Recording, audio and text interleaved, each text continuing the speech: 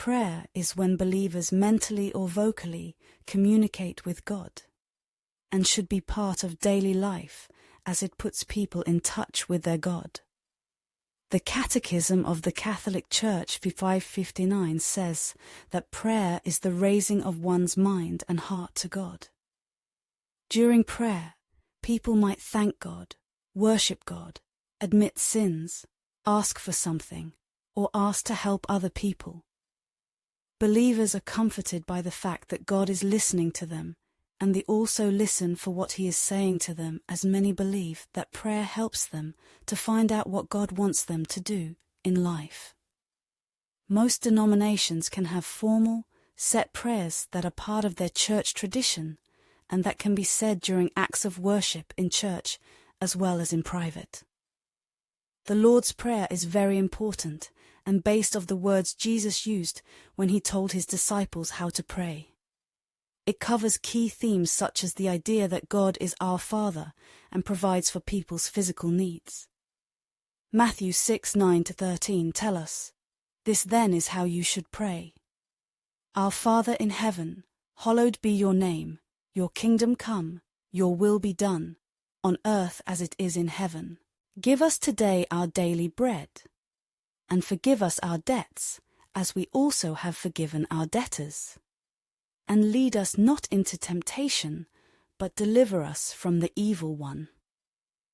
Informal prayers are where the individual speaks to God in their own words, and these are sometimes called extempore prayers, and can be used in worship and in private. These informal prayers are more personal and show the individual's connection with God, and many Christians prefer them to set prayers. Catholics use the rosary, a string with a cross and beads, when praying as a form of piety. The cross I held when reciting the Apostles' Creed, and prayers are said as the beads are moved through the fingers, for example, Hail Mary or Ave Maria.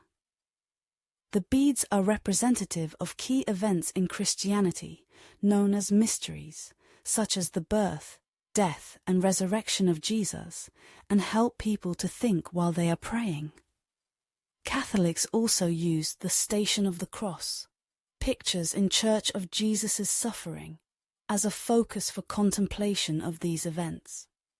Some disagree with these forms of popular piety, and some Protestants think the Rosary encourages prayers to be thoughtlessly repeated without attention being paid to the words themselves. Many Protestants wouldn't say the Hail Mary prayer, as most don't believe in praying to Mary. Some people will argue that praying while focusing on the stations of the cross creates a danger of worshipping idols. Pilgrimages are not compulsory in Christianity.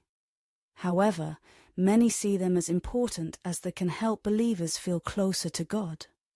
The Catechism of the Catholic Church 2691 says that pilgrimages evoke our earthly journey towards heaven, and Luke 2:41-43 tells the story of the pilgrimage Jesus and his parents made to Jerusalem.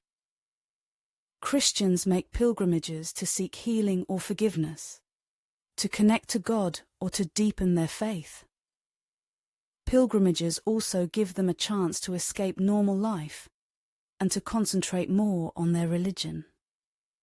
Pilgrims can learn from each other as the journey reflects the path they're trying to follow toward God.